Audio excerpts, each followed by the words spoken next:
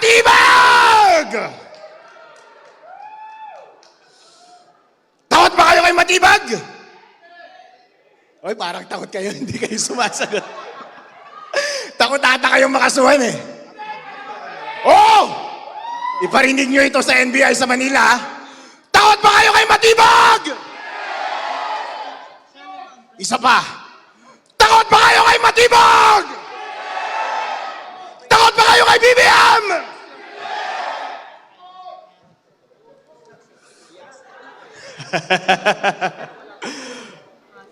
Huwag kayong matakot mga kapatid.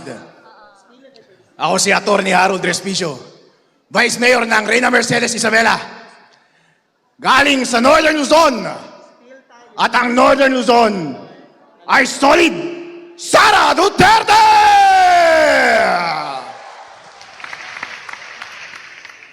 At kami dun sa Northern Luzon ay hindi natatakot. Kahapon, si Matibag, kinasuhan ako. Inciting to sedition. Inciting to rebellion. Bigyan natin siya ulit ng dahilan para kasuhan ako today. Gusto niyo yan? Alright? Kinakabahan yung mga nakaupo sa harap. Si Mike, ang dami ng kaso. Nakasuhan rin yan kahapon eh. Nakasuhan rin si Senator Marcoleta. Para takutin kayong lahat. Pero natatakot pa kayo? Natatakot pa kayo? Alright! Maganda yan! Kapag sinabi ko Matibag, sagutin ninyo yung damdamin nyo sa kanya. Pwede nyong sabihin, I love you. Or pwede nyong sabihin ng ibang bagay, okay? Lakasan ninyo, ha? Hindi yon inciting. Kasi tinatanong ko kayo, sumasagot lang kayo. Freedom of speech yun, di ba? Alright. Matibag! Alright. Isa pa. Lakasan ninyo, ha? Matibag!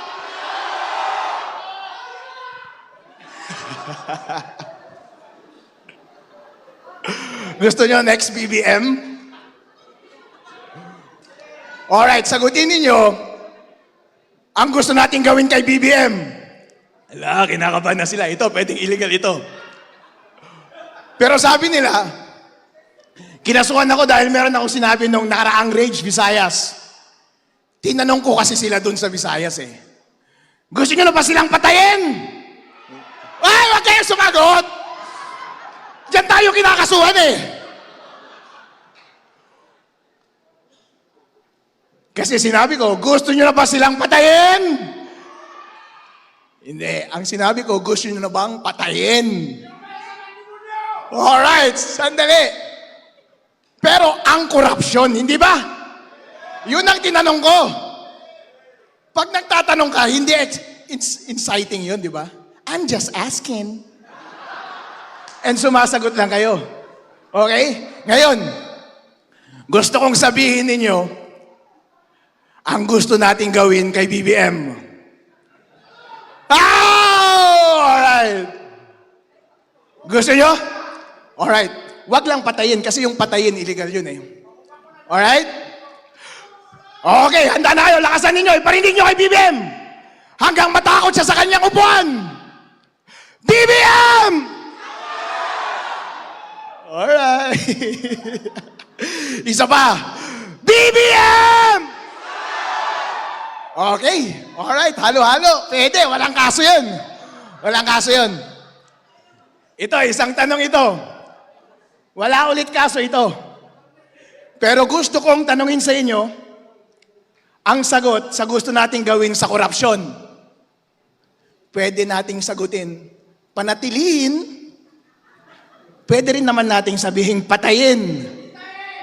Alright? Lakasan ninyo, ha? Anong gusto nyong gawin sa korupsyon sa Pilipinas? Patayin! Patayin! Patayin! Patayin! Patayin!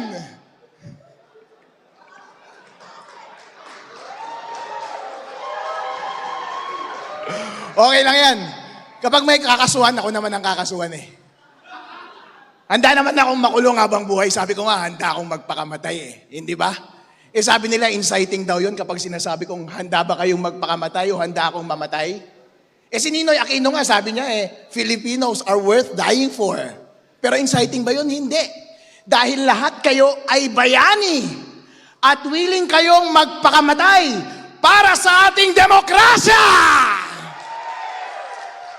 Kaya tinatanong ko kayo ulit, willing ba kayong mamatay? Yun. Mamatay na tayong lahat.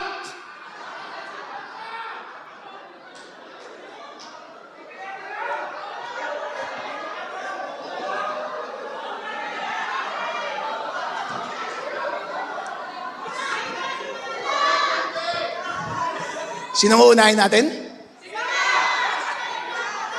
Alright. Krimen yan. Kayo ang dapat kasuhan, hindi ako.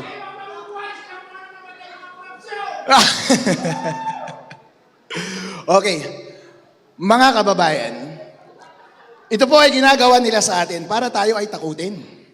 Pero karapatan po natin magsalita, hindi po? Hanggat hindi naman illegal ang ating ginagawa. Isa po akong abogado, alam ko ang sinasabi ko. Alam ko ang elements of inciting to sedition.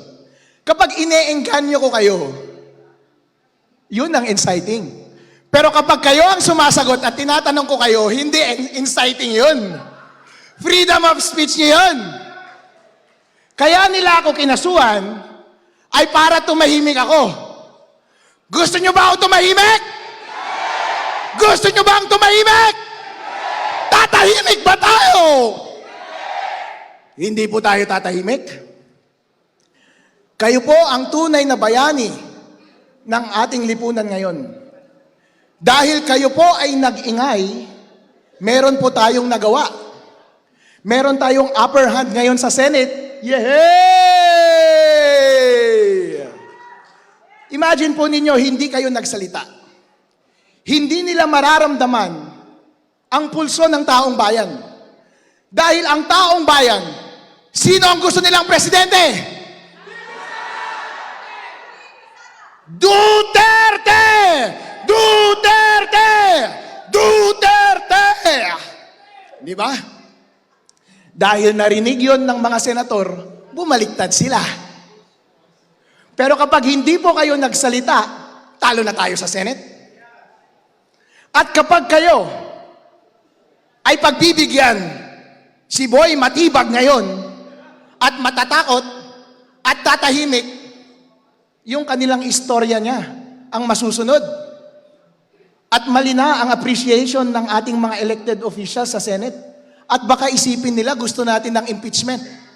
Gusto ba natin ng impeachment? Gusto ba natin ng impeachment? Ayun. Kaya magpatuloy po kayo sa pag-iingay. Huwag po kayong papatibag kay matibag. Alright? Atin pong suportahan si VP Sara Duterte hanggang matapos yung impeachment process. At ipagdasal natin sa Panginoon na hawak natin ang mayorya until then. At makakaasa tayo ng susunod na maging Pangulo ng Pilipinas ay si VP Sara Duterte!